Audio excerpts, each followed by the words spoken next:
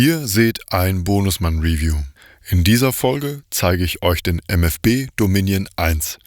Bei ihm handelt es sich um einen paraphonischen Analog-Synthesizer mit eingebauter Klaviatur. Der zu spielende Klang wird über die Dreh- und Schieberegler geformt, die sich auf der Frontseite befinden.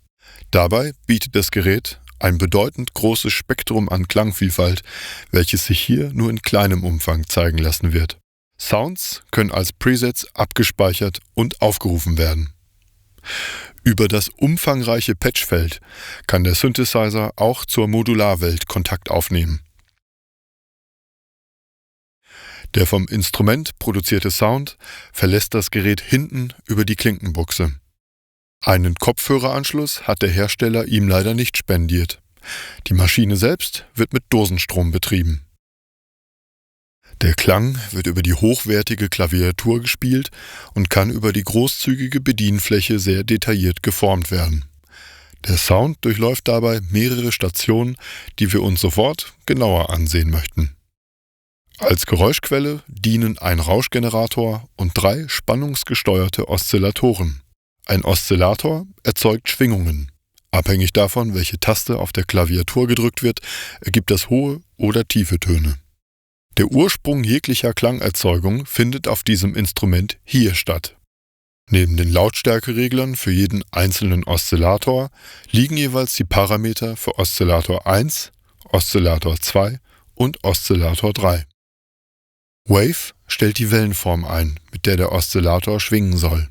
Tune erlaubt dabei die Feinjustierung der Tonhöhe dieser Schwingung, wobei Octave die Tonhöhe in Oktavschritten vornimmt.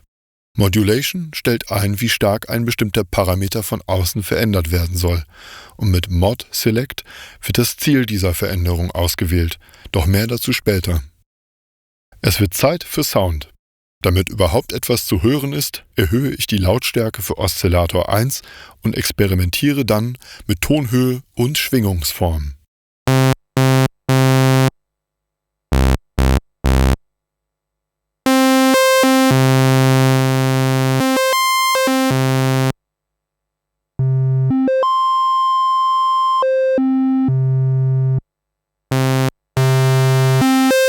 Jetzt kommt Oszillator 2 ins Spiel. Für einen schwebenden Effekt setze ich ihn eine Oktave tiefer als Oszillator 1 und verstimme ihn leicht.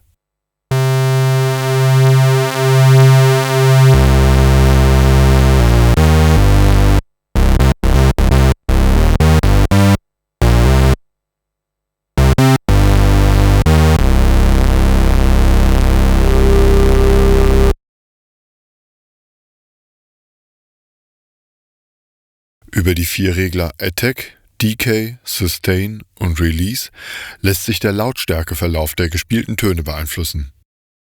Attack stellt ein, wie viel Zeit vergehen soll, bis der Ton nach dem Drücken der Taste zu hören ist. Decay, wie schnell er danach abklingen soll.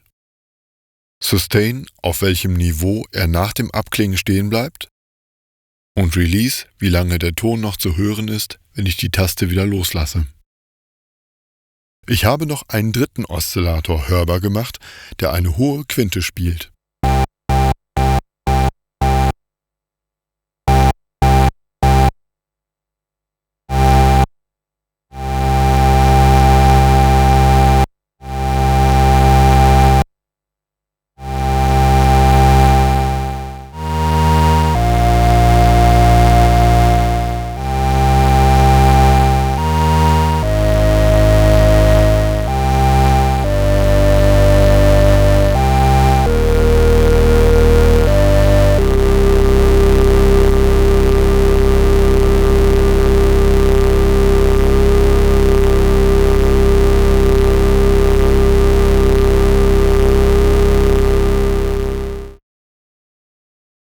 Die nächste Station der Klangformung ist der Filter.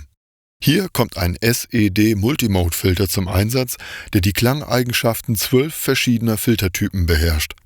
Klanglich arbeitet ein Filter so, dass bestimmte Frequenzanteile gedämpft, aber die übrigen Anteile durchgelassen werden.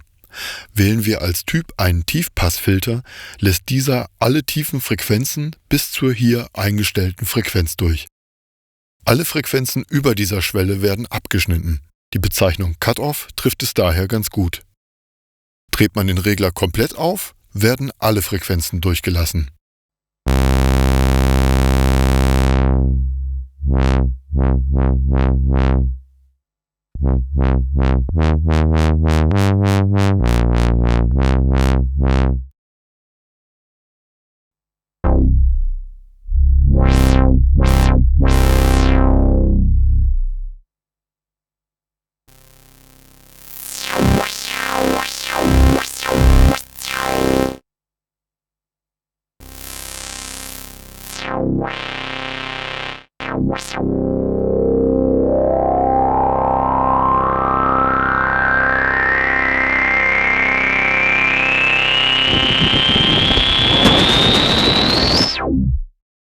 Die Bewegung, die ich mit der Hand mache, um den Filter zu steuern, kann ich automatisieren. Dazu nutze ich einen langsam schwingenden Oszillator, der genau für diese Aufgabe konzipiert wurde.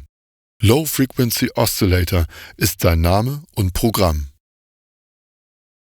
Mit dem Regler Rate lässt sich die Frequenz der Schwingung regeln, während man mit Wave die Art der Schwingung einstellt.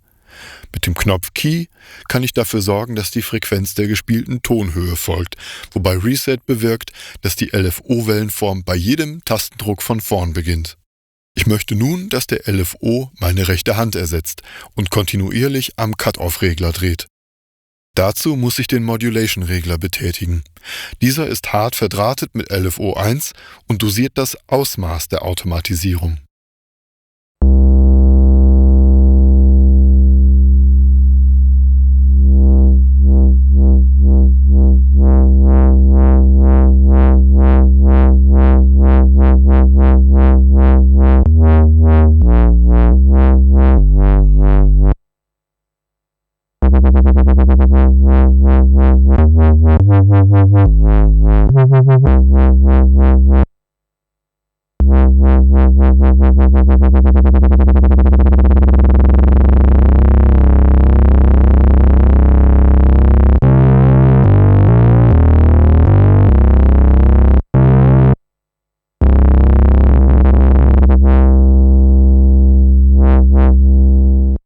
Auf diese Weise lässt sich nicht nur die Cut-Off-Frequenz magisch verändern.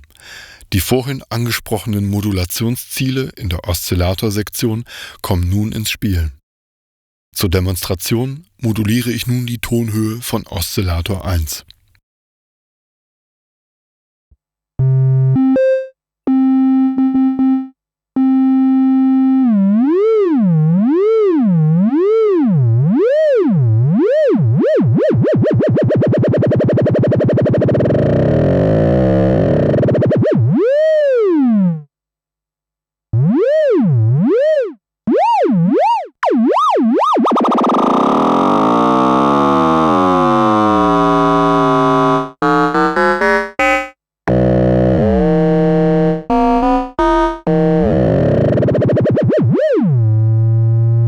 Die Modulation der Tonhöhe kann zur Erzeugung abgedrehter Sounds führen. Gerade wenn die Modulationsschwingung stark beschleunigt wird, entsteht ein besonders bemerkenswertes Klangergebnis. Diese Art der Modulation wird auch Frequency Modulation, kurz FM, genannt. Der MFB Dominion 1 bietet die Möglichkeit, einen normalen Oszillator als Modulationsquelle zu verwenden. Dieser schwingt erheblich schneller als ein LFO und bietet darüber hinaus noch die Möglichkeit, per Hüllkurve dynamisch eingesetzt zu werden. In der FM-Sektion lässt sich das Ziel und das Ausmaß der Modulation einstellen. Aktuell steht der dritte Regler auf Manual, was bedeutet, dass ich den Regler hier manuell bedienen muss. Doch selbst diese Aufgabe kann ich an einen LFO oder eine Hüllkurve übergeben und damit den Modulator modulieren.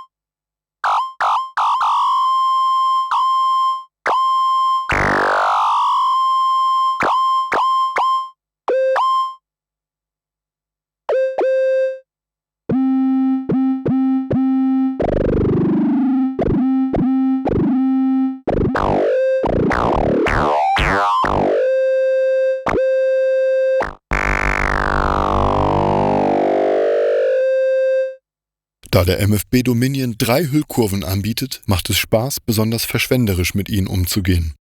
Ich möchte nun den Filter und die Amplitude per Hüllkurve steuern.